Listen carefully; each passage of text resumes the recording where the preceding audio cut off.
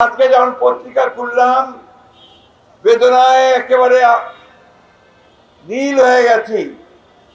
দেখলাম 5 জন সমন্বয়কারীকে গ্রেফতার করেছে পুলিশ। তারা জোর করে একটি বাড়ি থেকে একজন সাবেক সংসদ সদস্যকে 50 লক্ষ টাকা আদায় করেছে। এই কি পরিণতি থেকে আমরা চেয়েছিলাম? এই বাংলাদেশের মানুষকে কেউ এটা চেয়েছিল? এত তাড়াতাড়ি যদি এই ঘটনা ঘটে, 1 বছর হয়নি, তাহলে আমাদের ভবিষ্যৎ কি? এমন কতগুলো বিষয় নিয়ে আমরা নিজেদের মধ্যে কোন্দলে লিপ্ত হয়েছি যা বাংলাদেশকে আরো পেছনে ঠেলে দিতে পারে, ফ্যাসিস্টদেরকে শক্তি যোগাতে পারে, ফ্যাসিস্টদেরকে সুযোগ তৈরি করে দিতে পারে, আবার নতুন করে বাংলাদেশের উপরে চেপে বসা।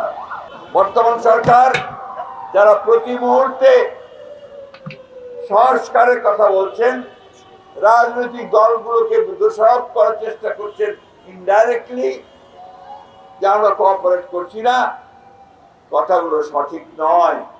আমরা সারাক্ষণ তাদের এই সংস্কার কর্মসূচির সঙ্গে আমরা সহযোগিতা করছি। আমরা সারাক্ষণ সবাইকে নিয়ে কাজ করতে চাই। কই হাসিনার বিচারের তো এখন পর্যন্ত তেমন কিছু আমরা দেখতে পেলাম না। কেন পেলাম না?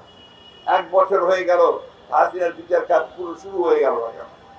মুন্নাকে জিজ্ঞেস করছিলাম যে আন্দোলনে, এই জুলাইয়ের আন্দোলনে যুবদলের কয়জন শহীদ হয়েছে? সে বলল 79 জন। ছাত্র দলের 142 জন।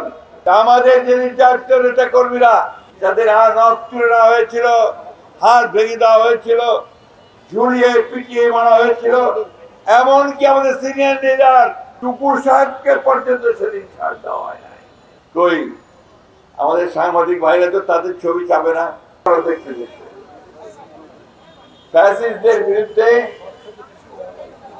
আমরা দীর্ঘ 15 বছর সংগ্রাম করেছি, লড়াই করেছি, এবং সব শেষে ছাত্র জনতার গণ-অভ্যুত্থানের মধ্য দিয়ে আমরা ফ্যাসিস্ট হাসিনাকে দেশ থেকে বিতাড়িত করতে সক্ষম।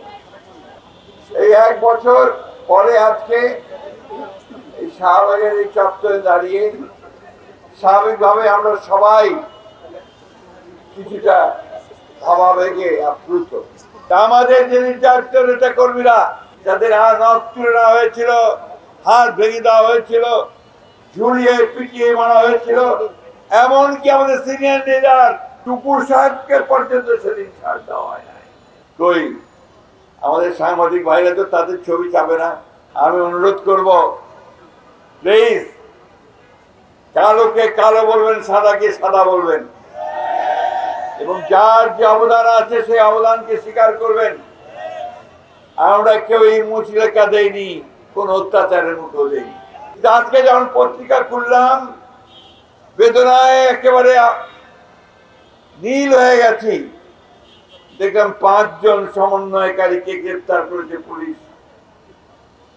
তারা জোর করে একটি বাড়ি থেকে একজন সাবেক সংসদ সদস্যকে 50 লক্ষ টাকা আদায় করেছে। এই কি পরিণতি থেকে আমরা চেয়েছিলাম? এই বাংলাদেশের মানুষকে কেউ এটা চেয়েছিল? এত তাড়াতাড়ি যদি এই ঘটনা ঘটে, 1 বছর হয়নি, তাহলে আমাদের ভবিষ্যৎ কি? যে গোটা বাংলাদেশ তোমাদের দিকে চেয়ে আছে। এই তরুণ যুবক যারা বন্দী দিয়েছে, যারা পাল্টে দিয়েছে সেই হাসিনার ক্ষমতাকে, তাকে দূর করে দিয়েছে দেশ থেকে, তাদেরকেই তো এখন এই দেশ গড়ে তুলতে হবে, তাদেরকেই তো এখন এই দেশকে নির্মাণ করতে হবে, এবং তাদেরকে ভবিষ্যতের একটা সুন্দর বাংলাদেশ তৈরি করতে হবে, ন্যায্যতার ভিত্তিতে, মানবতার ভিত্তিতে। দুঃখ হয় আমাদের যখন আমরা দেখি যে 1 বছর সময়ের মধ্যেও আমরা এই কথা জোর গলায় বলতে পারছি না যে আমরা এখন তৈরি হয়ে গেছি, এই দেশ আমরা নতুন করে গড়ে তুলব। আমাদের নেতা তারেক রহমান সাহেব সেই সুদূরে দিন রাত 24 ঘন্টা তিনি আমাদেরকে নির্দেশ দিয়েছেন, সংগঠিত করবার চেষ্টা করেছেন, আমাদেরকে আন্দোলনে নামিয়ে এই আন্দোলন করে এখন তিনি চিন্তা করছেন, কাজ করছেন যে এই বাংলাদেশকে কি করে গড়ে তোলা যায়। আমাদের নেত্রী দেশনেত্রী বেগম খালেদা জিয়া, তাকে কারাগারে পাঠানো হয়েছে মিথ্যা মামলা দিয়ে। 6 বছর আগে থেকে তিনি কারাগারে ছিলেন। সেই পরিত্যক্ত কারাগারের একটা অন্ধকার প্রকোষ্ঠে শুধু নয়, সুয়েরেজ প্যাসেজের একটা ঘরের মধ্যে তাকে রাখা হয়েছিল। এই কথাগুলো এখন কেউ বলে না। কই আমাদের সাংবাদিক ভাইরা তো বেগম খালেদা জিয়ার এই বিষয়গুলো নিয়ে তারা প্রোগ্রাম করছেন না।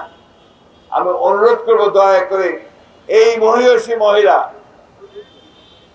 যিনি বাংলাদেশে গণতন্ত্র প্রতিষ্ঠার জন্য তার সর্বস্ব ত্যাগ করেছেন, তাকে নিয়ে আপনারা কথা বলুন। বন্ধুগণ, আজকে দুর্ভাগ্য আমাদের যে আমরা এমন কতগুলো বিষয় নিয়ে তর্ক বিতর্ক করছি, এমন কতগুলো বিষয় নিয়ে আমরা নিজেদের মধ্যে কোন্দলে লিপ্ত হয়েছি, যা বাংলাদেশকে আরো পেছনে ফিরে দিতে পারে, ফ্যাসিস্টদেরকে শক্তি যোগাতে পারে, ফ্যাসিস্টদেরকে সুযোগ তৈরি করে দিতে পারে আবার নতুন করে বাংলাদেশের উপরে চেপে বসা। আমি এই কথাগুলো এই জন্য আজকে বলছি, এখানে যারা আছে সব আমাদের সামনের সারির যোদ্ধা। তারা আমাদের ভবিষ্যৎ, তারা আমাদের ভবিষ্যৎকে নেতৃত্ব দেবে। বন্ধুগণ,